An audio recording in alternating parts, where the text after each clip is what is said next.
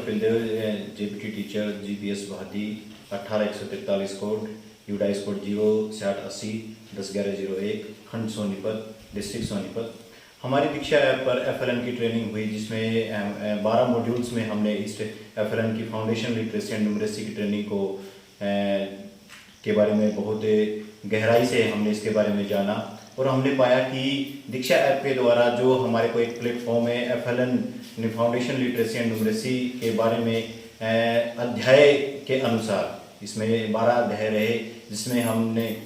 बहुत कुछ जाना और कक्षा 1, 2 और कक्षा 3 के बच्चों के लिए हम क्या क्या रणनीतियाँ बनाएं ताकि उनका जो बुनियादी स्तर है, चाहे वो भाषा को लेकर है या गणितीय अवधारणा को लेकर है, करिकुलम को लेकर है, वह अन्य जो एस्पेक्ट बच्चे कवर करते हैं उनके बारे में बहुत ही गहराई से हमने जाना और हमने पाया कि दीक्षा ऐप के द्वारा जो एफएलएन की ट्रेनिंग हमारे को प्रोवाइड करवाई गई, उसका सबसे बड़ा बेनिफिट हमारे लिए ये रहा कि ये हम किसी भी समय हम इसको कर सकते हैं। और हमने पाया कि इसमें जो शेड्यूल था वो माह के फर्स्ट डे से लेकर और माह की जो अंतिम तिथि है उस तक चलता था और हमारे लिए बहुत ही बेनिफिशियल रहा।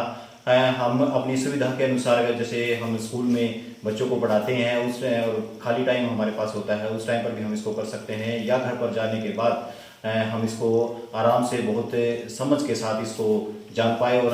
जो सरकार की रणनीतियाँ हैं फाउंडेशन लिटरेसी एंड न्यूमरेसी को लेकर कि किस प्रकार हम बच्चे के बुनियादी स्तर को अच्छा बना सकते हैं, उसके अनुसार हम कैसे रणनीतियाँ अपनी तैयार कर सकते हैं, उसके बारे में हमने जाना। सरकार का जो ये प्रयास है शिक्षकों को ऑनलाइन मोड से FLN foundation literacy and numeracy की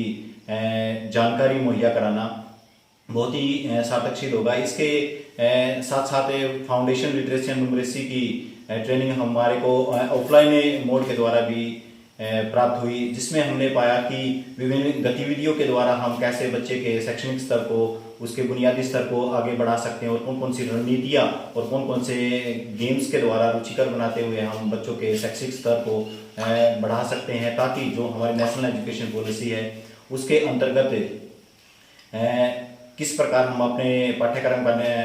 की फ्रेमिंग करें, किस प्रकार उसका निर्माण करें और किस प्रकार बच्चों के बौद्धिक स्तर को सहज तरीके से, सरल तरीके से और उसको रुचिकर बनाते हुए बच्चों के अंदर हम एक बुनियादी स्तर को डेवलप कर सके, एक समझ विकसित कर सके, ताकि जो आगामी भारत है उसकी जो नई जनरेशन है वो अपने आप को शिक्षा